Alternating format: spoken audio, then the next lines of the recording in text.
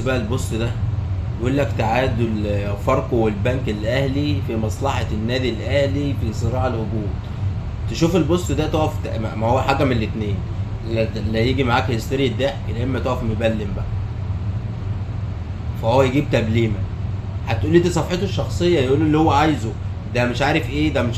طب يا حبيبي يقول اللي هو عايزه على عيني وراسي على صفحته الشخصيه، بس ده بيطلع في الاعلام على القنوات الرياضيه والبرامج الرياضيه، بيتكلم على لسان النادي الاهلي وبيسالوه ايه رايك في اللي النادي الاهلي طب ده مين اللي يتكلم على النادي الاهلي؟ معلش، او اللي بيقولوا على صفحته ده ليه هو؟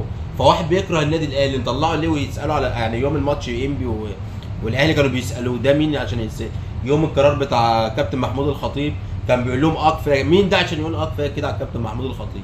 ما تفهموني يا جدعان، واحد بيكره النادي الاهلي مطلعينه بيسالوه على النادي الاهلي، مش العيب مش عليه، العيب على اللي بيطلعهم معاه عشان ياخدوا ترند وياخدوا اي حاجه ضد النادي الاهلي.